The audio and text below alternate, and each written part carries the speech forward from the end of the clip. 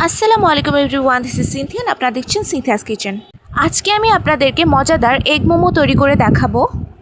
আশা করছি আপনাদের ভালো লাগবে। প্রথমেই আমরা একটা ফ্রাই প্যানে 2 টেবিল চামচ পরিমাণের পেঁয়াজ কুচি দিয়ে দিব। এখন এখানে পরিমাণ মতো তেল এবং সামান্য একটু লবণ দিয়ে খুব ভালো মতো গোল্ডেন ব্রাউন করে ভেজে নিব। এখন আমরা এখানে দিয়ে দিব গাজর কুচি। আমার হাতের কাছে গাজর ছিল, তাই আমি এটা ব্যবহার করেছি। আপনার হাতের কাছে যেই সবজি থাকুক না কেন, আপনি সেটা দিয়ে এটা তৈরি করতে পারবেন, অথবা আপনি শুধু পেঁয়াজ দিয়েও এটা বানাতে পারবেন। এটা ভালোভাবে ভাজা ভাজা হয়ে গেলে এখানে আমরা একটা ডিম ভেঙে দিয়ে দিব। গাজরগুলো সেদ্ধ হয়ে গেলে এবং এটা ভাজা ভাজা হয়ে গেলে আমরা এগুলোকে নামিয়ে নিব। এখন একটা মিক্সিং বোলে 1 কাপ পরিমাণের ময়দার মাঝে পরিমাণ মতো লবণ দিয়ে খুব ভালোভাবে মিক্স করে নিতে হবে। মিক্স করা হয়ে গেলে এখানে আমরা নর্মাল তাপমাত্রার পানি দিয়ে খুব ভালো মতো একটা শক্ত ডো তৈরি করে নিতে হবে। এবার এটাকে 5-10 মিনিটের মতো একটু রেস্টে রেখে দেব।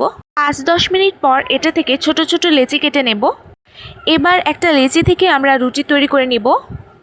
এখন এই রুটির মাঝখানে আমাদের বানিয়ে রাখা পুর দিয়ে খুব ভালো মতো সিল করে দিতে হবে। আমি এভাবে সবগুলো মোমো বানিয়ে নিব। আমি এখানে একটা ছিদ্রযুক্ত ছাঁকনিতে তেল ব্রাশ করে নিয়েছি।